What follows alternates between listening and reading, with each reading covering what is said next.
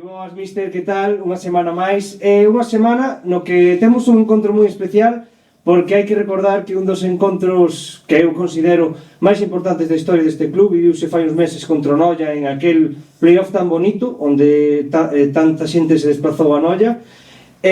Volvemos a Noia uns meses despois, nun encontro onde vamos a topar a moitos excompañeiros. Entre eles está Mariano, ex-entrenador daqui, que ti conoces moi ben, e el se conoce moi ben a ti. Vai ser un encontro que ao final vos conocedes moi ben os estilos de xogo. Que sacas deste encontro?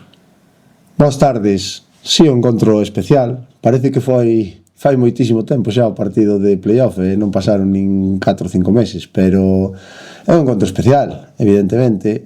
Recordos do recibimento que tivemos da afición ali, momentos moi bonitos e moi felices, pero a partir de aí creo que temos que estar moi concentrados.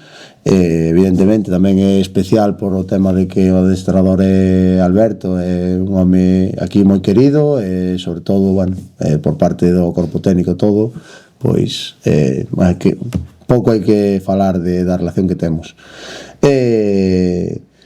Pero o encontro é importante para nós, importante para eles. Unha vez que pase todo eso, pois temos que saber que se no terreo de xogo non estamos ao 100% ou que non vamos de verdade, nos van a gañar. Vamos a repasar un pouco, ao final, dos desplazamientos máis curtos que temos. É un domingo ás 5 da tarde. Que lle dirías a afición para ir a ver este encontro? Non sei o tempo se nos vai acompañar. Eu creo que se o tempo acompaña é un desplazamento cercano. A nosa afición, é desa afición que lle gusta ir a comer os sitios, disfrutar. Eu creo que é un desplazamento perfecto para ir a vernos. Normalmente cando xogamos contra equipos así cercanos ou da costa, pois se desplaza moita xente, que veñan. Intentaremos facer un moi bo partido, que estén contentos, que estén con nós, que nos axuden. En momentos vamos pasar por certas fases do partido que seguro que vamos a necesitar o seu apoio. Non pedir o do playoff, que nos levaron en volandas en moitas partes do partido, pero que estén con nós. Vamos a falar dos xogadores que veñen recuperándose, tanto Ian como Landeira como Ángel. Sobre todo Ángel, que tras unha larga lesión, que le vamos comentar en varias roldas de prensa, está acumulando minutos de calidade. Landeira, que vende unha lesión tamén, pois non moi longa, pero si un pouco complicada. Ian, como están a día de hoxe?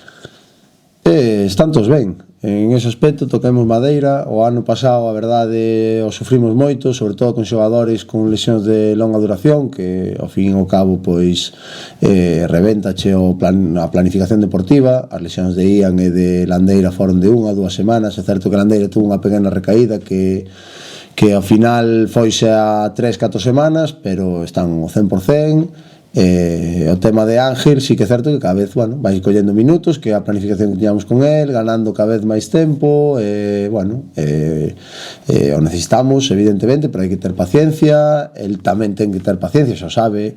Nese aspecto estamos, a recuperación del foi espectacular. Hai que seguir dando pasos hacia adiante. Moitas gracias. A ti.